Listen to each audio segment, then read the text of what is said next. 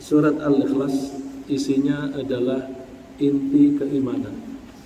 Inti keimanan adalah mengesahkan Allah. Sebagaimana kita ketahui, seseorang tidak disebut muslim atau mukmin kalau dia tidak membaca syahadat. Asyhadu an la ilaha illallah wa asyhadu anna Muhammadar Rasulullah. Asyhadu an la ilaha illallah intinya pada di la ilaha illallah, pengakuan tidak ada Tuhan yang berhak disembah, yang berhak ditaati selain Allah. Tidak bisa kata ilah diganti dengan Rabb, karena arti ilah dan Rabb berbeda. Kalau ilah adalah Tuhan yang disembah, Tuhan yang diabdi. Tapi kalau Rabb adalah Tuhan yang menciptakan dan merawat, kita.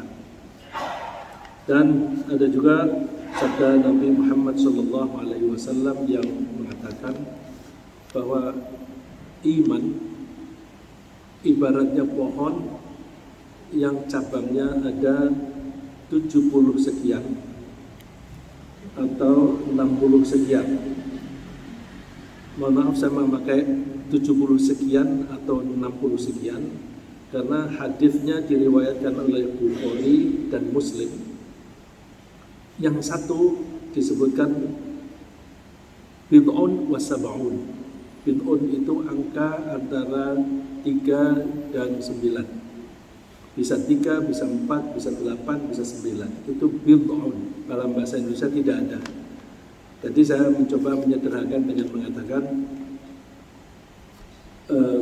dengan jumlah cabang 70 sekian. Sekian di situ maksudnya adalah antara 3 sampai 9. Sedangkan yang satu versinya 60 sekian.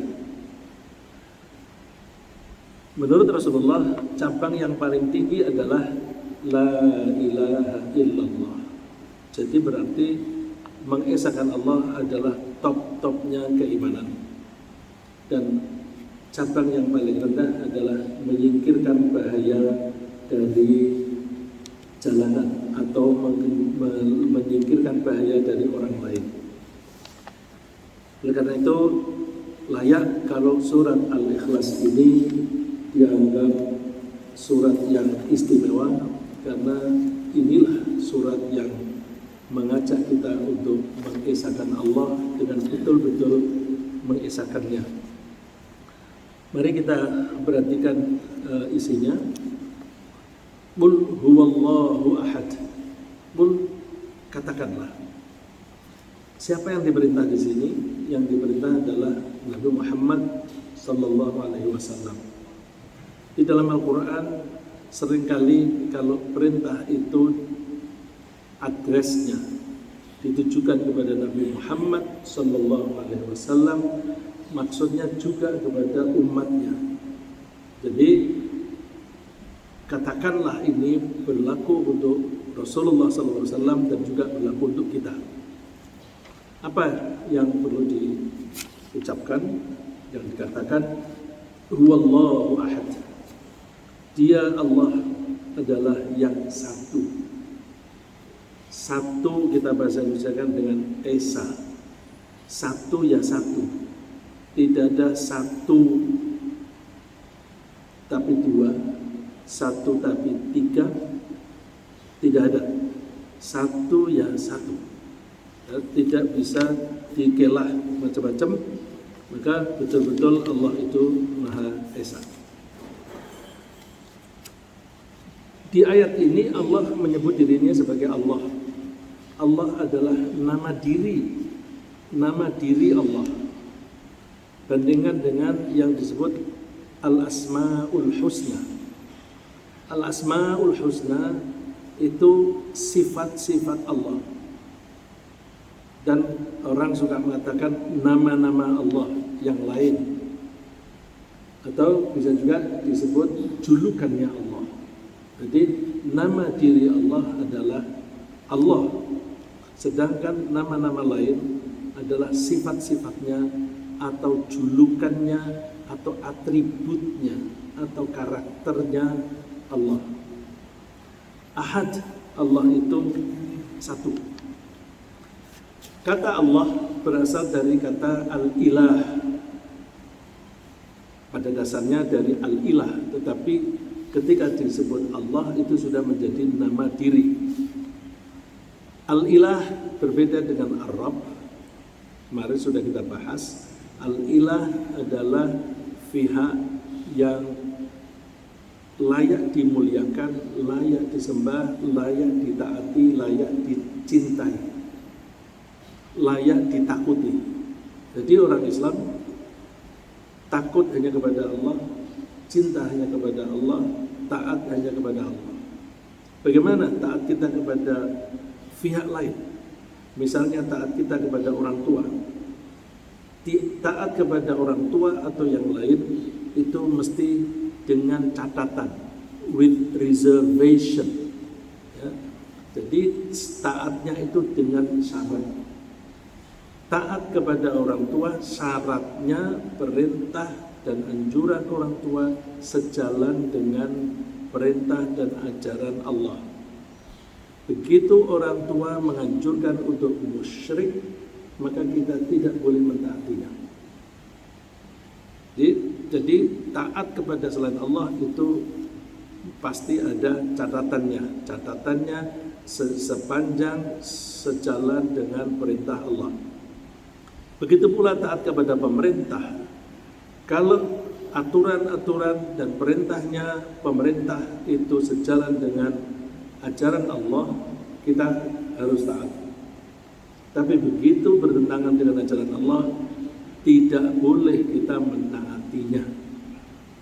Oleh karena itu, sebenarnya kalau memimpin bangsa yang muslim itu gampang. Yang penting pegang ajaran Allah.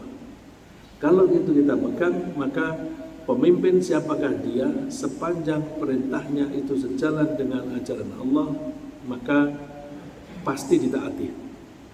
Karena tidak mentaatinya itu sama dengan tidak mentaati Allah. Dan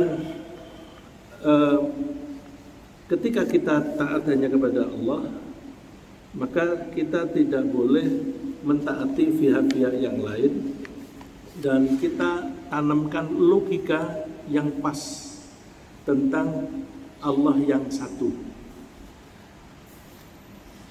Banyak orang yang tidak bisa mengakui Allah hanya satu karena pengaruh-pengaruh dari luar.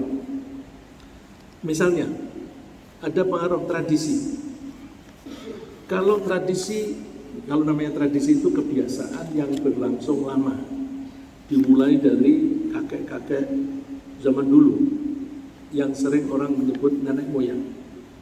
Kalau ada kebiasaan yang dilakukan oleh nenek moyang dan berlangsung sampai sekarang, kita menyebutnya tradisi atau adat. Banyak orang yang malas mikir, lalu pokoknya ngikuti adat.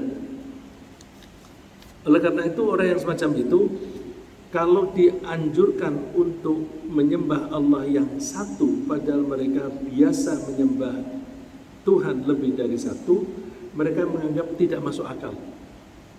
Saya ambil contoh di sini di surat Al-A'raf ayat 70. Qalu ajitana lina'budallaha wahdahu wa nadhara ma kana ya'budu aba'una fa'tina bima ta'iduna in kunta minas shadiqin.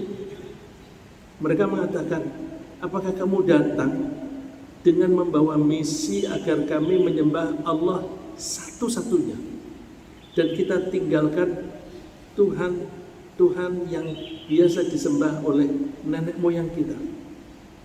Mereka tidak berani bergeser dari tradisi yang sudah dilakukan oleh nenek moyang. Fa'tina bima ta'iduna. Coba buktikan, datangkan apa yang kamu janjikan itu, kalau kamu memang benar. Nah, ini mereka asal ikut-ikut saja. Kita orang Islam tidak boleh ikut-ikutan. Jadi ketika kita mendapatkan pelajaran cara ibadah pun kita tidak boleh ikut-ikutan. Kita harus mengikuti, tapi tidak boleh ikut-ikutan. Beda. Mengikuti dan ikut-ikutan beda. Ketika kita sholat, bagaimana cara kita rukuk, itu kita meniru. Kita meniru contoh yang lalu. Nah, contoh itu harus ada sanad atau mata rantai penjelasan yang nyambung sampai dengan Rasulullah SAW. Dan mengikutinya itu juga bisa dinalar dengan akal. Ya, kadang-kadang ada yang harus kita taati itu kita tidak usah membahasnya secara nalar, tapi ada yang kita boleh membahas secara nalar. Tentang keesaan Allah itu pasti bisa dibahas secara nalar.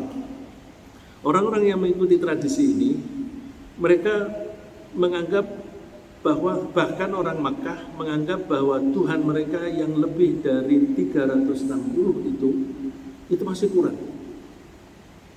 Maka mereka menganggap, kenapa kamu menyuruh kami menyembahnya Allah saja? Ini berarti mereka percaya kepada Allah tapi plus Tuhan-Tuhan yang lain. Mereka beranggapan bahwa alam raya ini kompleks sekali. Karena kompleks, maka harus dikelola dengan baik. Tuhan yang hanya satu tidak mungkin bisa mengelola alam raya ini dengan sempurna. Oleh karena itu perlu ada Tuhan banyak.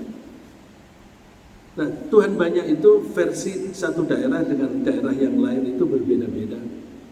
Misalnya ada yang menganggap Tuhan itu harus ada yang menggiring awan, yaitu Tuhan angin.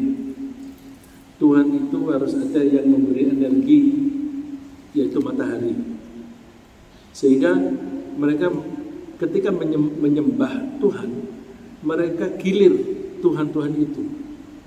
Misalnya ketika menyembah matahari, mereka menyembahnya di hari Minggu atau Ahad. Lalu mereka menyebut hari itu sebagai Sunday. Sunday, hari untuk menyembah matahari. Ketika mereka harus menyembah bulan, mereka sebut hari itu hari bulan. Mereka sebut Monday. Lalu kita mesti menghilangkan itu. Tapi nama-nama itu sudah terlanjur menjadi tradisi. Kita pun ikut-ikutan. Kalau kita berbicara bahasa Inggris, what is today? It's Tuesday. Kalau hari Minggu, ya Sunday. Apakah kita menjadi musyrik ketika menyebut Sunday? Nah, kalau tidak tahu sejarah lebih baik. Aku gak tahu, pokoknya hari ini Sunday. Kalau tahu malah menjadi bingung. Nah, kalau mau menetralkan, ikutilah Nabi Ibrahim. Nabi Ibrahim menetralkan nama-nama itu dengan angka. Minggu disebut Ahad, 1. Hari berikutnya, hari kedua, Itsnain. Hari ketiga, Thulatha. Hari keempat, Arbi'a. Hari kelima, Khamis. Dan untuk kita orang Islam, hari berikutnya, hari orang berkumpul untuk bersatu, beribadah, dan berbagi ilmu. Hari Jumu'ah dan seterusnya. Jadi kalau kita ingin menghindari istilah-istilah yang menyebabkan musyrik, ya udah kita sebut saja Ahad. Ahad. Tapi ketika kita bilang Minggu atau Sunday, gak usah dikaitkan dengan itu. Karena kadang-kadang sejarah itu memang kadang-kadang ada peninggalan kejahatan orang. Ya. Saya kasih contoh sepak bola. Dulu para ulama menganggap sepak bola itu haram. Kenapa? Karena sepak bola itu dimulai dengan orang-orang yang menendang-nendang kepala Husain radhiyallahu anhu. Husain cucu Rasulullah SAW.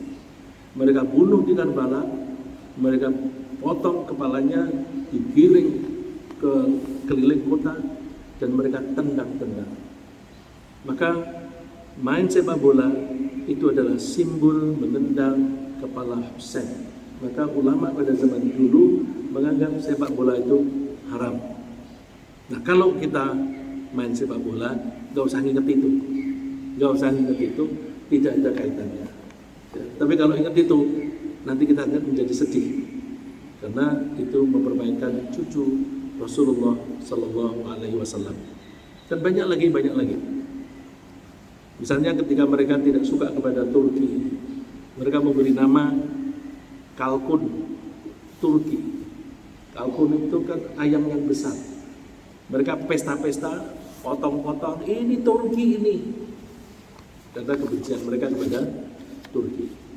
Dan seterusnya. Jadi banyak sekali sejarah itu memberikan gambaran betapa kejamnya orang-orang pada zaman dulu. Oleh karena itu, kita jangan ikut-ikutan.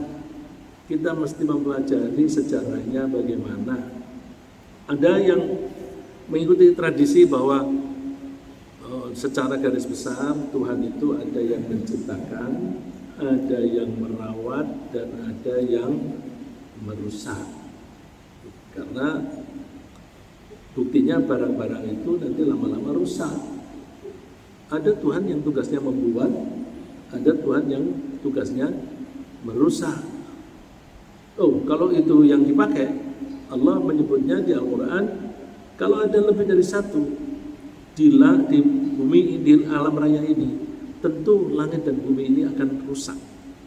Karena yang satu ingin membuat, tapi yang satu ingin merusak. Tidak akan terwujud. Oleh karena itu tidak logis. Tapi mereka malas berpikir, maka mereka menganggap aja'alal alihata ilaha wahida. Apakah Allah itu apakah Muhammad itu menjadikan Tuhan yang banyak itu menjadi Tuhan yang satu? Inna hadza lasyai'un ujab. Ini sesuatu yang menakjubkan. Jadi Tuhan yang satu itu menakjubkan karena nggak masuk akal menurut mereka. Maka kita mesti bangun logika-logika yang pas. Ngaji kita belajar harus termasuk mempelajari membangun logika yang Qur'ani, logika yang sesuai dengan Al-Quran. Al-Quran itu firman Allah, berarti kita membangun logika yang sesuai dengan tata cara Allah menciptakan alam raya ini. Dan mereka yang heran kalau Tuhan itu jadikan satu. Wa talaqal mala'u minhum animshu wasbiru ala alihatikum in hadza la syai'un yurad. Pimpinan mereka mengatakan, sabar, tekuni saja Tuhan-Tuhanmu itu. Ini adalah sesuatu yang dikehendaki. Nah, pada zaman sekarang ini suka alasannya pelestarian budaya. Jadi itu suatu daerah itu menyembah Tuhan banyak, itu budaya, dan budaya itu mesti dilestarikan. Tujuannya apa? Duit. Supaya wisata lancar, supaya banyak orang datang melihat upacara-upacara keagamaan. Nah, ini untuk memberantas macam ini agak sulit karena ada kepentingan uang. Kalau sudah ada kepentingan uang, maka akan sulit kita menghilangkannya. Ada juga orang yang salah berpikir tidak bisa mengesahkan Allah, itu karena mereka menganggap bahwa Tuhan itu jauh. Wah, Tuhan itu jauh, aku ini kotor, Tuhan itu bersih, maka tidak layak aku berhubungan langsung dengan Tuhan. Lalu mereka memasang perantara. Ketika seseorang merasa berdosa, tidak berani menghadap Tuhan secara langsung, lalu menghadap kepada pimpinan agama, mengaku saya telah berdosa. Kemudian pimpinan itu mengatakan, ya, pengakuanmu saya terima dan kamu diampuni, pulang sudah lega. Ini memakai pendekatan-pendekatan kejiwaan, pendekatan psikologis. Oleh karena itu kita mesti juga mempelajari hal-hal semacam itu supaya kita bisa menangkis bahwa tidak seperti itu. Misalnya Allah menyebutkan di surat Az-Zumar, ala lillahi dinul khalis. Ketahuilah bahwa agama Allah itu murni menyembah Allah yang hanya satu. Walladzina ittakhadhu min dunihi awliya'a ma na'buduhum illa liyuqarribuna ilallahi zulfa. Mereka mengatakan bahwa kami tidak menyembah mereka itu kecuali supaya mereka mendekatkan kami kepada Allah.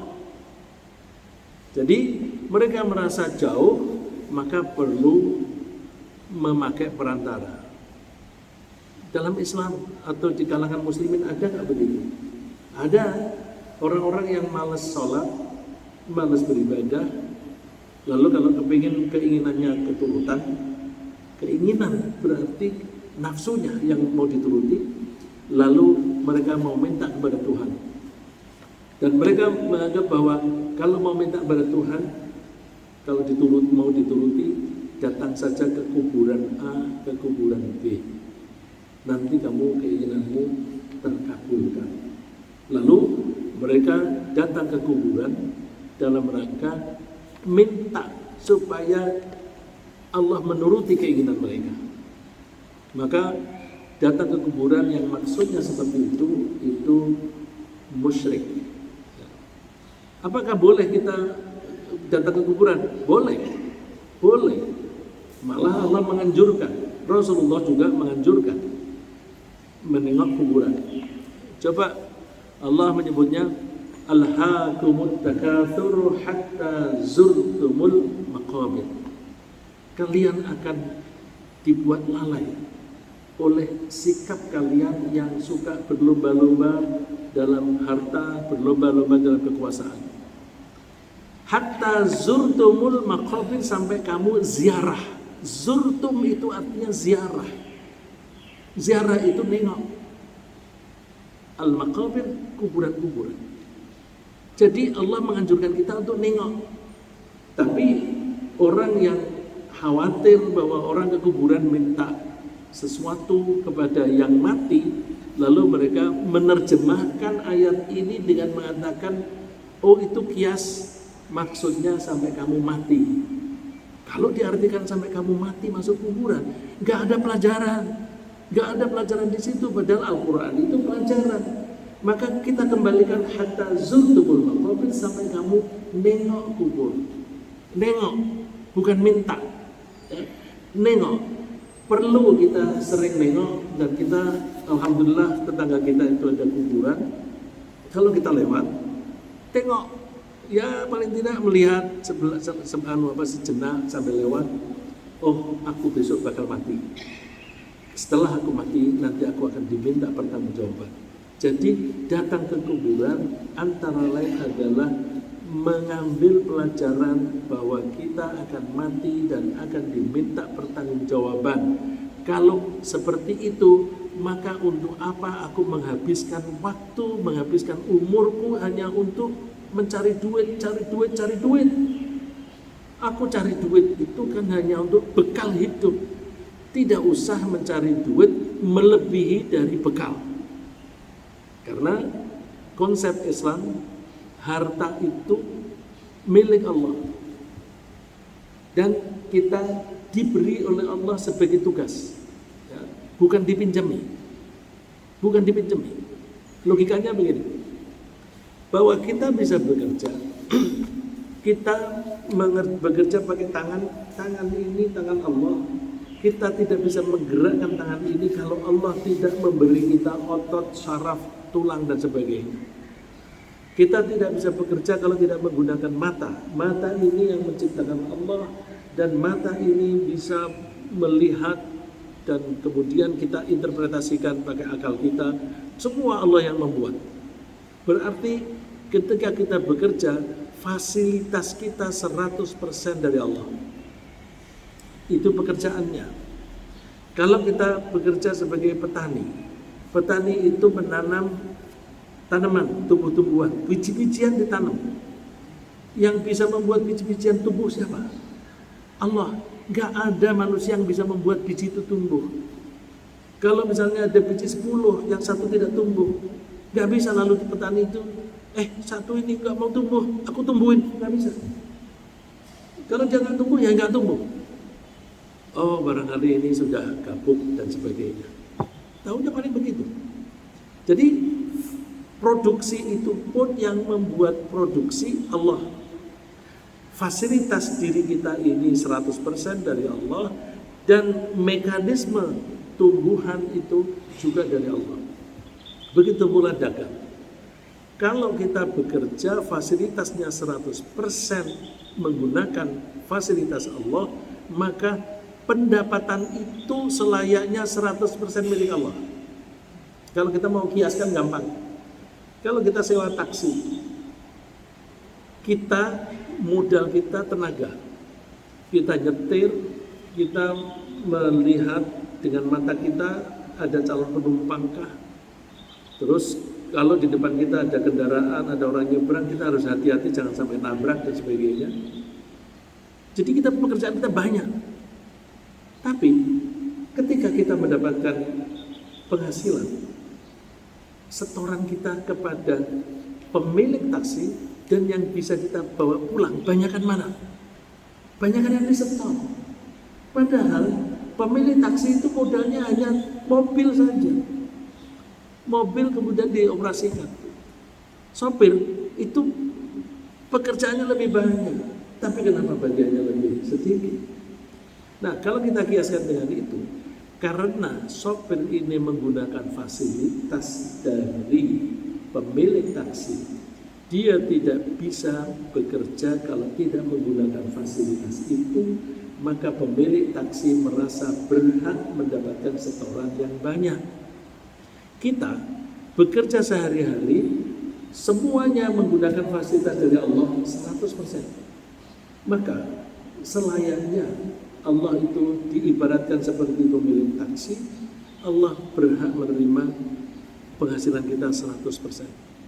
Karena itu harta yang kita peroleh, apakah dari upah, apakah dari gaji, dari panen dan sebagainya, itu semuanya adalah milik Allah. Tapi karena Allah tidak membutuhkan itu, harta itu dikembalikan kepada kita dalam bentuk tugas, bukan dalam bentuk titipan. Kalau dikatakan titipan, simpen saja. Jadi punya duit 1 miliar, simpen saja. Nanti kalau sudah mati ditanya, gimana kamu dulu aku kasih uang 1 miliar? Ya cukup, kan itu titipan Allah. Duitnya masih utuh, Allah timbang. Itu tidak melaksanakan tugas. Jadi bukan titipan, tapi penugasan. Jadi dengan begitu, ketika kita itu melakukan apapun, harus semuanya sesuai dengan kebijakan Allah. Ketika kita menggunakan harta kita, harus kita perhatikan Allah maunya aku gunakan apa ini. Tentu nomor 1 kita pakai untuk mempertahankan hidup. Tapi hidup itu hanya alat, hanya sarana. Kenapa mempertahankan hidup? Aku tidak bisa mengabdi kepada Allah kalau aku tidak hidup. Maka aku menjaga diri saya agar tetap hidup. Hidup ini saya pakai sebagai modal pengabdianku kepada Allah. Jadi hidup hanya untuk mengabdi kepada Allah. Seperti dikatakan, ala lillahi dinul khalis. Ketahuilah, ingatlah, hanya kepunyaan Allah agama yang bersih, khalis, ikhlas. Itu murni hanya menyembah taat kepada Allah, tidak boleh mendua, tidak boleh ganda. Mendua atau ganda itu namanya syirkah atau syirik. Jadi kebalikan dari ikhlas adalah syirik. Kebalikan dari mukhlis adalah musyrik. Walladzina ittakhadhu min dunihi awliya'a ma na'buduhum illa liyuqarribuna ila Allahi zulfa. Ini tadi sudah kita bahas. Kita lanjutkan lagi. Kenapa orang-orang itu tidak bisa menerima logika Tuhan itu satu? Karena mereka berpendapat bahwa pengelolaan alam raya ini harus ada pembagian tugas. Coba kita diberitahu oleh Allah, logikanya jangan begitu. Coba, lau kana fihi ma alihatun illallahu la fasadata. Seandainya di langit dan bumi itu ada Tuhan-Tuhan selain Allah, la fasadata, pasti rusak bumi dan langit. Kenapa? Karena yang satu ingin membangun, yang satu ingin menghancurkan. Yang satu ingin hujan, yang satu ingin panas. Kita saja manusia juga suka begitu. Aduh, hujan lagi. Memangnya kenapa? Berarti dia keberatan hujan. Tapi ada orang yang, aduh, ini kebun kita kering semuanya. Kenapa tidak hujan-hujan? Begitu hujan, senang sekali. Jadi ada yang senang hujan, ada yang senang panas. Itu mau kemauan manusia yang keinginannya itu sesuai dengan kepentingannya sendiri-sendiri. Kalau ada Tuhan yang mempunyai kepentingan sendiri-sendiri, yang satu kepengen hujan, yang satu kepengen panas, maka hancur alam raya ini. Bahwa alam raya ini tidak hancur, berarti Tuhan yang mengatur itu hanya satu. Dia tahu kapan sebaiknya hujan dan kapan sebaiknya tidak hujan. Dia tahu kapan hujan itu harus sering dan kapan hujan itu jarang. Karena sayangnya Allah kepada kita, kadang-kadang diberi hujan yang banyak supaya kita bisa menanam tanaman yang membutuhkan air banyak. Padi misalnya, dia butuh air banyak. Tapi kita juga butuh makanan yang lain. Kita butuh bawang. Bawang itu tidak baik kalau airnya terlalu banyak. Maka ada masa-masa di mana hujannya sedikit. Jadi kita harus mempelajari Allah ini memberi kita kesempatan untuk kesejahteraan kita. Oh, Allah memberi kita curah hujan yang banyak, berarti kita disuruh menanam apa?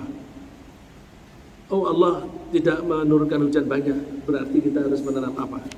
Ya, jadi dengan begitu maka kita bisa hidup dengan baik. Logika kita itu bisa sangat rasional. Ya, misalnya lagi, ketika kita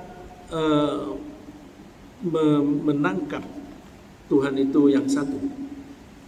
Loh, kok ada yang menciptakan, ada yang merusak. Kadang-kadang ada dua benda yang saling menegasi. Saling menegasi. Saya kasih contoh. Air dan api. Apakah air bisa membuat sirna api?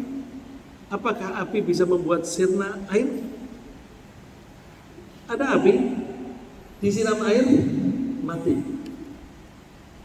Apinya sirna. Tapi pada gilirannya, kalau air itu dipanaskan pakai api, kita kalau merebus air di panci, itu pakai api. Dan kita lupa, panas terus, airnya habis. Jadi api itu bisa membuat air menguap, sehingga dia habis. Memang berubah bentuk, tetapi berubah bentuknya ini penting. Berubah bentuknya ini untuk menjaga kestabilan alam raya. Kestabilan itu dalam keadaan yang lestari. Bukti lestarinya, air apakah dia dalam bentuk cair, bentuk beku, es, atau bentuk gas, selamanya akan jumlahnya sama. Ini berarti alam raya ini stabil dari segi isi. Nah, ini kalau tidak satu, maka ini tabrakan. Allah bisa mengatur itu hanya dua benda yang bisa saling tabrakan itu saling mendukung. Binatang, ada predator. Predator itu dibuat oleh Tuhan yang sama. Karena apa? Allah ingin melestarikan lingkungan itu. Kalau populasi suatu spesies itu terlalu banyak, maka itu menjadi hama. Supaya tidak menjadi hama, maka spesies itu harus dikurangi. Cara menguranginya yaitu dengan diciptakan predator. Dan predator itu biasanya tidak rakus. Memang dia suka makan-makan binatang lain, tapi begitu kenyang diam. Bandingkan dengan manusia, sudah kenyang masih motong pohon lagi, sudah kenyang pokoknya potong lagi, dijual, terus ditumpuk-tumpuk. Manusia rakus. Oleh karena itu kita mesti meyakini Tuhan satu. Kalau kita meyakini Tuhan satu itu nikmat. Coba Nabi Yusuf bertanya, mana lebih baik punya Tuhan satu atau punya Tuhan banyak? Ini Nabi Yusuf memberi pendidikan kepada teman sepenjara. Ya sahibai sijni a'arbabun mutafarriquna khairun amillahul wahidul qahhar. Hai dua sahabatku sepenjara, apakah Tuhan yang banyak yang saling berselisih? Tuhan banyak saling berselisih. Ada yang kepengen hujan, ada yang kepengen terang, dan sebagainya. Apakah itu khair lebih baik? Amillah atau Allah? Allah itu al-wahid satu, al-qahhar dan maha memaksa. Coba alam raya ini kalau tidak dikelola dengan maksa, dengan paksaan, hancur. Kalau Allah tidak memaksa benda ini harus jatuh ke bawah dengan gravitas, kacau alam raya ini. Nanti benda-benda batu-batu berterbangan, kita tidak berani nyetir mobil di jalan tol. Khawatir kalau ada batu-batu yang berterbangan. Jadi alhamdulillah dipaksa. Tentu ada pihak yang tidak dipaksa. Manusia ini, di dalam manusia ini ada bagian yang dipaksa, al-qahhar, Allah itu maha memaksa. Tapi ada bagian dari manusia yang tidak dipaksa. Badan kita itu dipaksa. Kalau saya diangkat kemudian dilepaskan, pasti jatuh ke bawah. Pasti. Itu berarti dipaksa. Tapi ketika Allah menyuruh kita sholat, Allah mempersilahkan, terserah kamu nurut atau tidak. Cuma kamu tahu sendiri resikonya. Kalau kamu nurut, nikmat untuk kamu, hidupmu tenang, dan besok di akhirat kamu masuk surga. Tapi kalau kamu tidak mau, maka kamu akan sengsara di dunia, dan di akhirat kamu akan masuk neraka. Nah, ada bagian-bagian yang tidak dipaksa. Itulah sebabnya Allah itu al-qahhar, tapi juga memberi kesempatan la ikraha fiddin, tidak ada paksaan di dalam hal agama. Kalau kita memimpin suatu perusahaan, ada orang-orang yang kita beri kebebasan memilih. Misalnya direktur itu biasanya kemerdekaannya lebih luas, lebih longgar. Makanya dari segi waktu yang kalian kami direktur kepingin keluar makan bersama dengan teman misalnya jam berapa saja bisa. Tapi kalau karyawan bawahan itu gak bisa seenaknya pergi. Dia pokoknya harus nurut. Melakukan apa? Pokoknya lakukan seperti ini. Jadi untuk karyawan yang kelas bawah, kemerdekaannya makin terbatas. Untuk batu, air dan sebagainya itu harus taat tanpa ada kepercayaan. Tapi kalau manusia diperintah oleh Allah, tapi dengan kepercayaan, dengan trust. Silakan kamu sholat 5 kali sehari. Pelaksanaannya terserah kamu. Risiko tanggung sendiri dan sebagainya. Nah, kalau Tuhan itu hanya satu, itu enak. Karena apa? Coba ayat berikutnya yang saya kutip. Daraballahu mathalan rajulan fihi syuraka'u mutasyakisuna wa rajulan salaman lirajul. Hal yastawiyani mathalan. Di ayat berikutnya Allah memberikan contoh seorang budak yang dimiliki oleh satu orang tuan, bandingkan dengan seorang budak dimiliki oleh 2 orang atau lebih tuan yang saling berbeda keseleranya. Mana lebih enak? Kalau hanya satu, itu dia taatnya kepada satu orang. Tapi kalau yang memiliki lebih dari satu, seleranya beda-beda. Yang satu suruh, coba kamu keluar beli gula untuk tamu. Yang satu, jangan, dia mesti mencuci pakaian dulu. Ini mumpung masih ada panas. Jadi yang satu suruh keluar, yang satu jangan keluar. Itu bingung. Tapi kalau Tuhan hanya satu, itu enak. Warajulan salaman lirajul. Kalau perumpamaannya zaman modern, bapak-bapak menjadi direktur utama suatu perusahaan yang dimiliki oleh satu orang. Jadi shareholdernya satu pihak, satu orang atau satu perusahaan. Bandingkan bapak-bapak menjadi direktur utama bagi suatu perusahaan yang shareholdernya banyak, yang mempunyai kepentingan yang berbeda. Yang paling gampang itu kalau punya kepentingan politik yang berbeda. Saya dulu pernah ditawari untuk menjadi pemimpin redaksi suatu surat kabar. Saya tanya, siapa yang punya? Si A dan si B. Saya bilang, loh, kok begitu? Yang satu